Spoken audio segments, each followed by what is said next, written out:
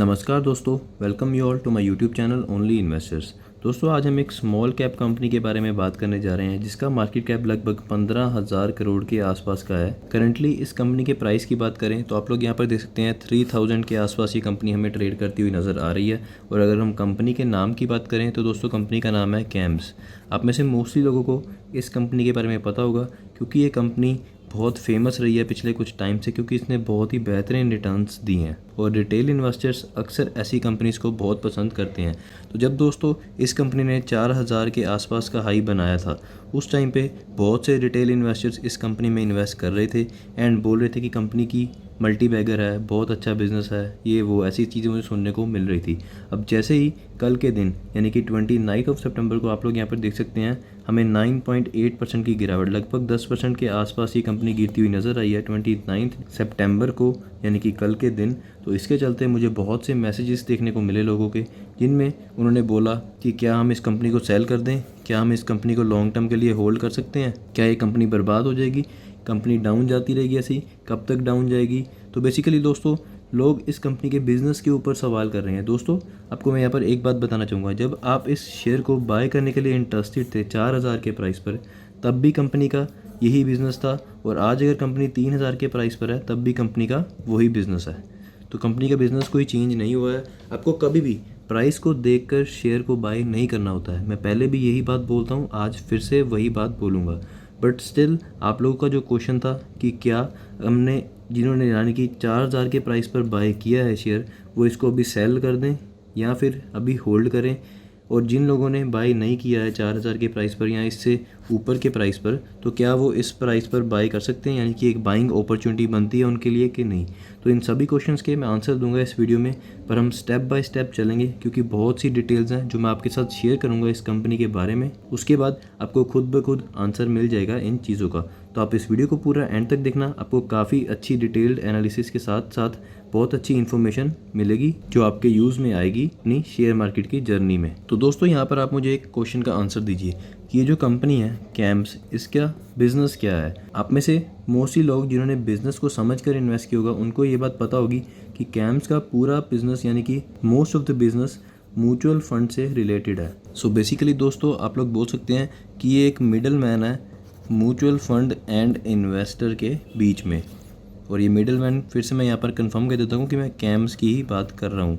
So basically camps क्या करती है, मैनेज करती है बीच वाला सारा सिस्टम, जो reports and all that stuff होता है इन्वेस्टर के लिए एंड म्यूचुअल फंड के लिए as a middle man. So basically दोस्तों बहुत सिंपल सा बिज़नेस है कंपनी का, कोई कॉम्प्लिकेटेड बिज़नेस नहीं है। एंड इसके बाद अगर हम कंपनी के बिज़नेस की बात करें, यानी कि कंपनी के फ्यूचर की बात करें, तो दोस्तों देखिए, अगर जैसे कि कंपनी का जो बिज़नेस है वो म्यूचुअल फंड से रिलेटेड है, तो ऑब्वियस ही बात है अगर म्यूचुअल फंड की इंडस्ट्री ग्रो होगी लॉन्ग टर्म में, तो अल्टीमेटली कैम्स का बिज़नेस भी ग्रो होगा एंड उसका शेयर प्राइस भी ग्रो होगा, राइट। तो आइए हम देखते हैं कि म्यूचुअल फंड का जो बिज़नेस है वो कैसा चल रहा है पिछले कुछ सालों से। तो यहाँ पर मैं आपको एक चीज़ दिखाना चाहूँगा, बहुत इंपॉर्टेंट पॉइंट है, अगर आप इसको ध्यान से रीड करें कि ईयर ऑन ईयर बेसिस के ऊपर अगर हम देखें तो last year on year comparison में हमें देखने को मिल रहा है कि 41% की ग्रोथ हुई है एसेट अंडर मैनेजमेंट इंडस्ट्री के अंदर, ठीक है दोस्तों। एंड अगर हम पिछले 5 साल की बात करें तो आप लोग यहाँ पर देख सकते हैं कि 20.6% की हमें CAGR की ग्रोथ देखने को मिल रही है AUM की इंडस्ट्री में। तो दोस्तों बहुत ही बेहतरीन ग्रोथ रेट है ये 20.6% की CAGR। तो दोस्तों इसी चीज़ से आप अंदाज़ा लगा सकते हैं कि अगर ये ग्रोथ कंटिन्यू रहती है तो कैम्स का बिज़नेस हमें कहाँ पर जाता हुआ देखने को मिलेगा अगले 5 से 10 सालों में। एंड अगर हम इसकी रीसेंट बिजनेस ग्रोथ की बात करें कि कैम्स का बिज़नेस कितना ग्रो हुआ है अभी तक, तो वो भी मैं यहाँ पर एक चीज़ आपको दिखाना चाहूँगा। दोस्तों इस डाटा के बारे में बात करने से पहले आपको एक चीज़ बता दूं कि ये कंपनी के पास कॉम्पिटिटिव एडवांटेज है, यानी कि लगभग 70% के आसपास का मार्केट शेयर होल्ड करती है ये कंपनी। तो जैसे कि आपको पता है जैसे IRCTC है, राइट, वो एक मोनोपोली कंपनी है, उसके पास लगभग आप लोग बोल सकते हैं सारे का सारा 100% मार्केट शेयर है IRCTC के पास, लगभग नहीं 100% ही शेयर है उनके पास। ऐसे ही दोस्तों कैम्स के पास भी मेजर मार्केट शेयर है जो कि है 70% का, तो ये एक बहुत बड़ी कॉम्पिटिटिव एडवांटेज होती है कंपनी के लिए। तो इसलिए मुझे ये कंपनी काफ़ी अच्छी लगती है। इसके बाद दोस्तों आप लोग यहाँ पर देख सकते हैं कि मेरे पास ये डाटा 2012 से अवेलेबल है। एंड अगर हम कंपनी की नेट इनकम की बात करें तो हम देखेंगे कि कितनी ग्रोथ हुई है अभी तक कंपनी की। तो 2012 में जो हमें इनकम 50.56 करोड़ की देखने को मिल रही थी, वो हमें 2013 में 65 करोड़ होती हुई देखने को मिली। एंड देन अगर हम अगले 3 साल की बात करें, 2014 में 61 करोड़, 2015 में 69 करोड़, 2016 में 81 करोड़। एंड देन दोस्तों उसके बाद की अगर हम 3 साल की बात करें तो आप लोग यहाँ पर देख सकते हैं 107 करोड़, 145 करोड़ 2018 में। देन दोस्तों 2019 में हमें छोटा सा एक फॉल देखने को मिल रहा है। तो इतना सा फॉल बेरेबल होता है अगर कंपनी कमबैक करती हुई आपको नज़र आ रही है। उसके बाद आप लोग यहाँ पर क्लियरली देख सकते हैं कि 2020 में कंपनी ने कमबैक करा बहुत अच्छा, 130 करोड़ से हमें 171 करोड़ की होती हुई देखने को मिली है ये नेट इनकम।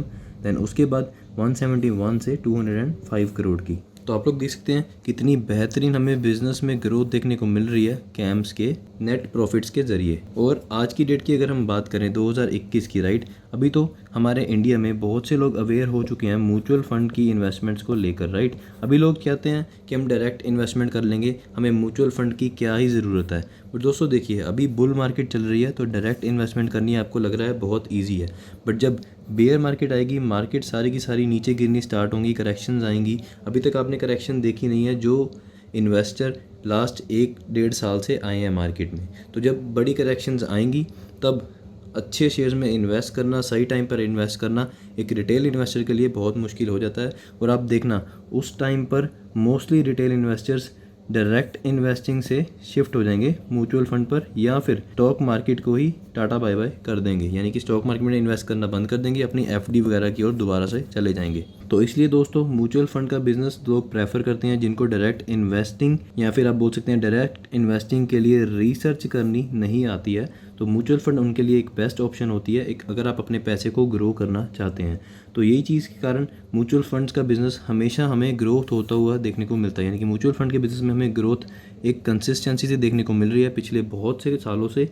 एंड लास्ट 4-5 साल से आप लोग देख सकते हैं कि हमें ये ग्रोथ बहुत ज़्यादा तेज़ होती हुई देखने को मिल रही है, क्योंकि इंडिया में बहुत लोग अवेयर हो रहे हैं म्यूचुअल फंड के अंदर इन्वेस्टमेंट करने के लिए। तो यहाँ से दोस्तों ये बात क्लियर हो जाती है कि कैम्स का बिजनेस लॉन्ग टर्म में हमें काफ़ी अच्छी ग्रोथ दिखा सकता है। इसके बाद दोस्तों अगर कैम्स के कस्टमर्स की बात करूँ मैं, तो वो भी आपको यहाँ पर दिखाना चाहूँगा। तो आप लोग यहाँ पर देख सकते हैं कि ये कैम्स सर्विस्ड म्यूचुअल फंड्स हैं, यानी कि कैम्स के कस्टमर्स किन म्यूचुअल फंड्स को कैम अपनी सर्विसेज प्रोवाइड करता है। तो दोस्तों Aditya Birla capital, then DSP mutual fund, then Franklin Templeton. इसके बाद दोस्तों जो मेजर म्यूचुअल फंड्स हैं इंडिया के, तो वो उनकी बात करना चाहूँगा मैं यहाँ पर। आप देख सकते हैं HDFC म्यूचुअल फंड भी इनके साथ सर्विसेज में है, then ICICI prudential mutual funds भी, HSBC भी। इसके बाद दोस्तों कोटक म्यूचुअल फंड भी, then L&T mutual fund, Mahindra mutual fund, SBI mutual fund, Tata mutual fund. तो दोस्तों इसके बाद येस बैंक म्यूचुअल फंड। अब देखिए कि कितनी बड़ी बड़ी कंपनीज़ के म्यूचुअल फंड सर्विस्ड हैं कैम्स के ज़रिए। तो यहाँ से आपको श्योर हो जाना चाहिए कि कंपनी का बिज़नेस कितना स्ट्रॉन्ग है। एंड रही बात प्राइस की, जो मोस्टली लोग मुझसे पूछ रहे थे कि क्या इस प्राइस पर उन्हें इस शेयर को होल्ड करना चाहिए, सेल करना चाहिए या बाय करना चाहिए। तो देखिए दोस्तों, जिन्होंने तो 4000 के प्राइस पर शेयर को बाय किया है या इस प्राइस से ऊपर के प्राइस पर शेयर को बाय किया है, तो आप इस प्राइस पर सेल मत करिए, आप लॉन्ग टर्म के लिए होल्ड करिए। मेरे अकॉर्डिंग आपको काफ़ी अच्छी रिटर्न्स मिलेंगी, क्योंकि कंपनी का बिज़नेस अच्छा है, कंपनी की बैलेंस शीट अच्छी है, कंपनी की अर्निंग्स, कंपनी के बिज़नेस की जो ग्रोथ है वो हमें एक कंसिस्टेंसी देखने को मिल रही है उसमें। एंड अगर हम कंपनी का फ्यूचर प्रेडिक्ट करें, जैसे कि म्यूचुअल फंड के बिज़नेस ग्रो हो रहे हैं, ऐसे ही कैम्स का बिज़नेस भी मुझे फ्यूचर में ग्रो होता हुआ देखने को मिल रहा है, राइट।